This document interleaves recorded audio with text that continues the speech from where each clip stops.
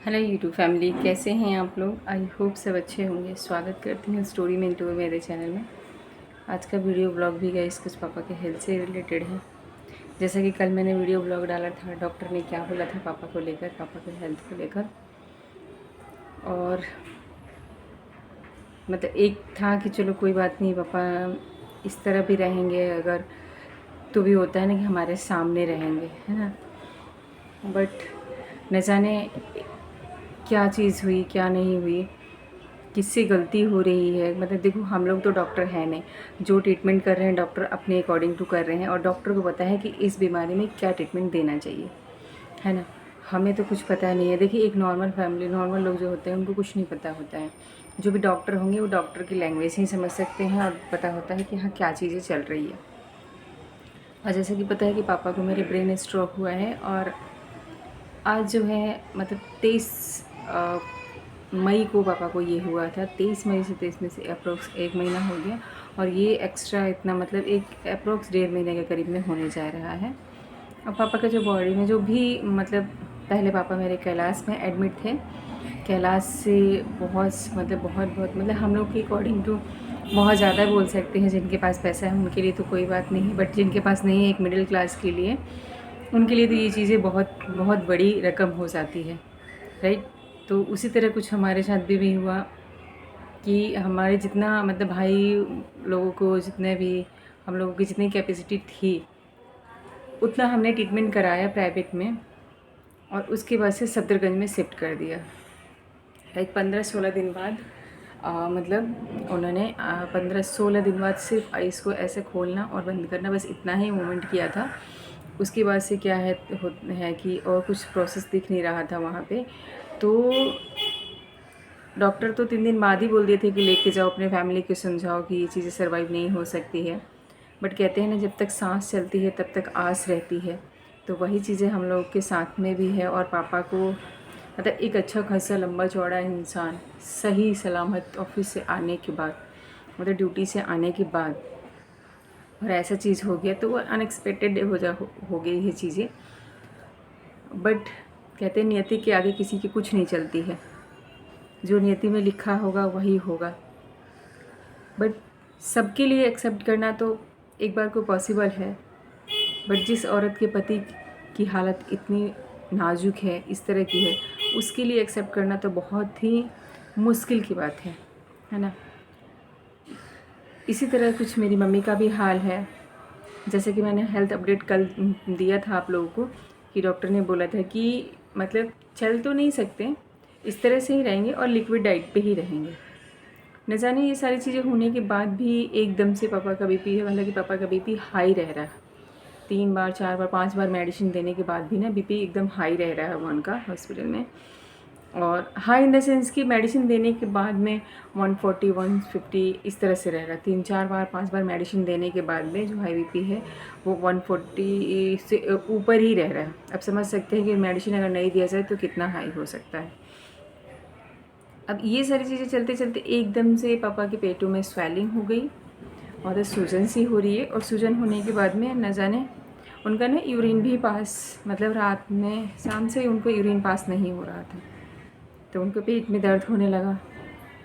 और जानते हैं कि प्राइवेट हॉस्पिटल में डॉक्टर एवरी टाइम विज़िट पे रहते हैं। सरकारी हॉस्पिटल की यही एक कमी है, एक नहीं बहुत सारी वहाँ कमी मैं आप लोग को बता सकती हूँ कि हमने कभी ऐसा चक्कर नहीं काटा था गवर्नमेंट हॉस्पिटल का। बट इतना लंबा ट्रीटमेंट चलने वाला और इतना पैसा हम लोग के पास में है नहीं जो हम लोग इतना ट्रीटमेंट करा सके, है ना। इस वजह से हमने सरकारी में शिफ्ट किया, ट्रांसफ़र मतलब वहाँ से रेफ़र कराया। और डॉक्टर तो रेफ़र भी नहीं कर रहे थे, बोल रहे थे कि घर लेके जाओ। बट हमने रेफ़र करवाया क्योंकि सांसें पापा की अच्छे से चल रही थी, और तो इस वजह से रेफ़र हमने करा। वहाँ जाने के बाद चीज़ें क्या हुआ कि पापा की हेल्थ ना डाउन होने लगी। और जाहिर सी बात है कि जो हम न्यूट्रिशन, जो हम डाइट हम खुद के हाथ से ले रहे हैं, 1 महीना बाद अगर आप लिक्विड स्टार्ट किए हैं तो हेल्थ तो डाउन जाएगा ही जाएगा। ये भी एक्सेप्ट करने लायक चीज़ें तो नहीं है, बट करना पड़ रहा है ना। ये सारी करते करते पापा के पेट में स्वेलिंग हो गई, पेट में दर्द होने लगा। 2 दिन में लैट्रिन जो करते थे, स्टूल पास करते थे, वो दिन भर में 2-3 बार उनका हो रहा, पेट सूज जा रहा और मतलब लूज मोशन हो जा रही है। इतनी पापा के मम्मी अप्रोक्स जो है 20-22 दिन हो गए उनको घर पे आए हुए। अब समझ सकते हैं जो लेडीज़ हॉस्पिटल जाने से घबराती थी, आज उनको 20-22 दिन लगातार हॉस्पिटल में रहते हुए हो गया। पहले था क्या था कि सुबह जाते थे और शाम को आ जाते थे, रात में भाई और मेरे हस्बैंड रुकते थे। बट अब क्या है कि मेरे हस्बैंड की भी हेल्थ ना थोड़ा क्या मतलब उनको भी कुछ ऐसा हुआ है जिसकी ट्रीटमेंट चल रहा है, तो इसमें थोड़ा सा टाइम लगेगा, बट ठीक हो जाएंगे आप लोगों को प्रे से। इस वजह से माँ और भाई ही हॉस्पिटल में रह रहे हैं। माँ दिन में रहती हैं और रात में भाई मतलब ऑफिस से शाम के टाइम में आने के बाद भाई ऑफिस से सीधे हॉस्पिटल में ही जाता है। तो ऐसे माँ को बोला भाई कि सैटरडे है तुम माँ चले जाओ घर, क्योंकि काफ़ी दिन हो गया, एक बाहर का माहौल भी तुम्हें मिलना ज़रूरी है, अदरवाइज़ सेहत तुम्हारी भी डाउन होती जा रही है। माँ गई और पापा की अचानक से तबीयत मतलब ऐसे बीपी एकदम से डाउन हो गया और पापा नॉर्मल वार्ड तो नहीं बोल सकते बट वार्ड में है, आईसीयू के बाद जो वार्ड होता है ना उसमें उनको शिफ्ट किया हुआ था, क्योंकि वह वेंटिलेटर सपोर्ट मतलब ऑक्सीजन अच्छे से वो ले रहे थे। बट कल रात में उनकी चीज़ें बिगड़ी और इमरजेंसी फिर से उनको आईसीयू में उनको शिफ्ट कर दिया गया है।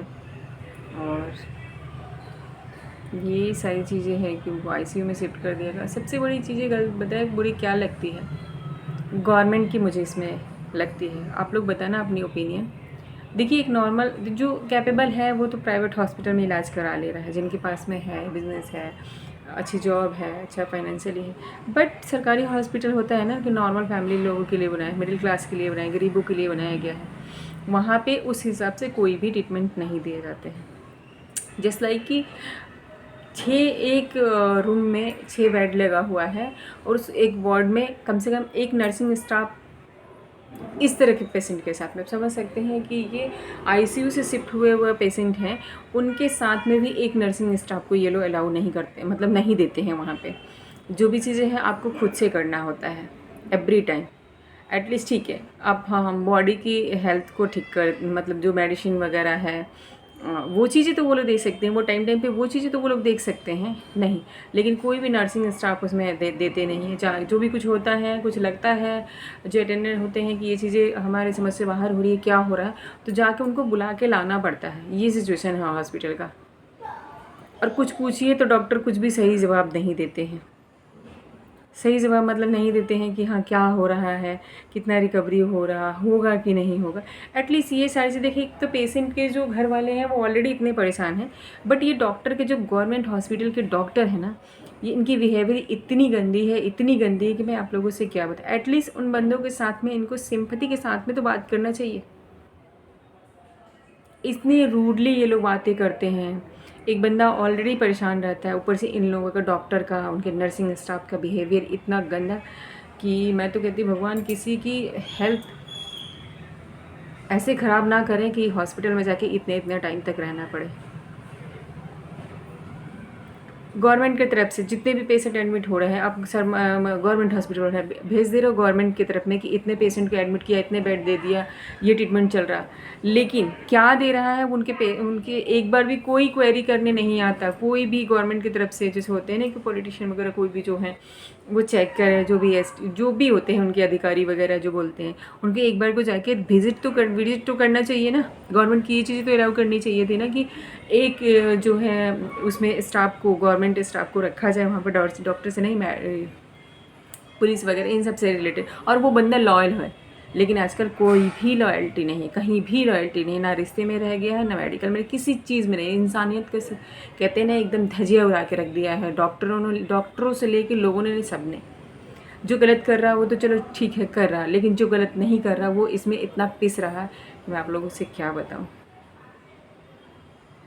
मतलब एक भी नर्सिंग, मेरा रिक्वेस्ट यही है कि एटलीस्ट इस तरह के पेशेंट के साथ में जो नॉर्मल हैं, लोग ठीक हैं, डिलीवरी हुआ उनके साथ में घर वाले हैं तो वो समझ में आ रहा है, बट एक इस तरह के आईसीयू पेशेंट के, वेंटिलेटर सपोर्ट पेशेंट के साथ में आप वहाँ पे नर्सिंग स्टाफ नहीं दे रहे हो, बुलाना पड़ता है। ये देखो आके उसमें भी आईसीयू में तुम जाने नहीं देते हो। टाइम फिक्स हुआ है कि 1 घंटे, पूरे दिन में पेशेंट के साथ में क्या हो रहा है, पेशेंट के साथ में क्या नहीं हो रहा है, कोई इन लोगों को मतलब वो नहीं था। जिसका जा रहा है उसको जाने दो।